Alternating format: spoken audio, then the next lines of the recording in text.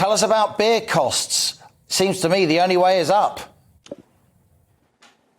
Yeah, so we've been doing a lot of reporting from Derby. It's the real ale capital of Britain, and we've been to a few breweries, the Derby Brewing Company, this morning as part of our programming. Now we've moved into the city and we're at the Brunswick Inn, just outside the railway station. You're talking, of course, about the price of beer going up. It's not just beer, of course, all different types of alcohol are going up in price. The energy costs of a pub that's quite large like this one is, of course, going up, and a lot of people are really worried about what might happen when things like the VAT would go back to what it originally is, 20% instead of the 12.5% that it's been reduced to. So we are in the pub right now. We've been going around speaking to a couple of different people. One of the people that is with us is, of course, Gillian Huff. Gillian, you're part of CAMRA. That's the Campaign for Real Ale. Obviously, what you guys do is you campaign for real ale and protect pubs.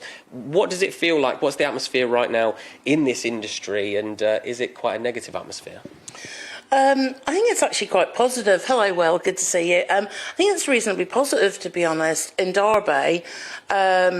While the industry is still in throes of post-pandemic pressures, and there is energy prices are going up, global brewing power, purchasing power is basically buying up lots of hops and malt, etc., for the future, and it's basically causing, the pressure is on the brewers, I'd say. Pressure's also on the publicans because of the cost of living prices, which is reducing the amount of available money in people's purses and in people's wallets to be able to go to the pub.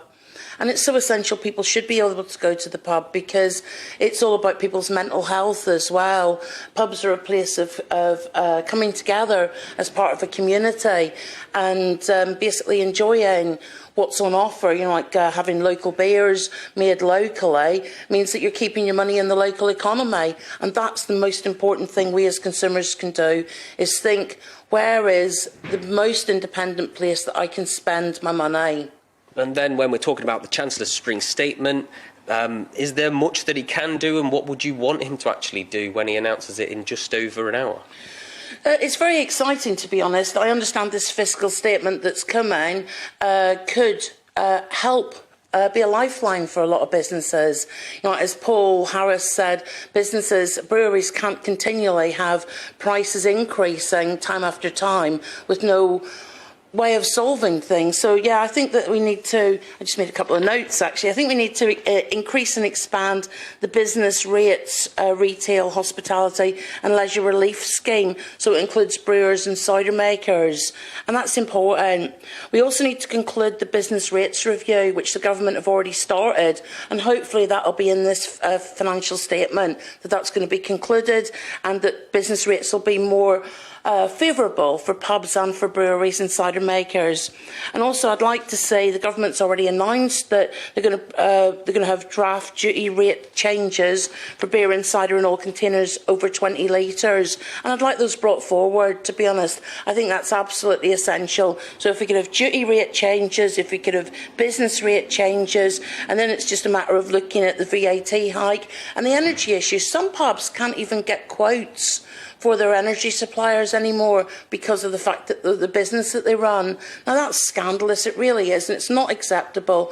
We need the government to step up, step in and help out, because local businesses for local people need to be there, because we need to have choice. And those small businesses, that's where it's the money goes towards getting a kid the new football shirt or their new pair of football boots, rather than going for a new Range Rover for some company executive. Why is it so important that places like this, family-run pubs or family-run breweries, are a part of the community, especially in places like Derby, where, as I said, it's the real ale capital of Britain? There's several issues there. I used to live in Walthamstow in East London, and I would buy everything up and down the market because I wanted my money to go into someone's pocket to feed their kids, exactly as you say, Will, not to go to some shareholders who basically are going to use it on a yacht or something, or whatever shareholders do. But the issue is more than that as well. It's about the pubs are community hubs, and it's where people look out for each other. Have you seen Doris today? Have you seen Stanley today? say, are they around? Are they well? We need to go and check on them, etc. And that's what it's all about, really. Gillian, thank you so much for speaking to us. We're going to finish this little bit of a pint, but I know there's so much more coming on the programme, speaking about what the Chancellor might announce and what we think of it when he does.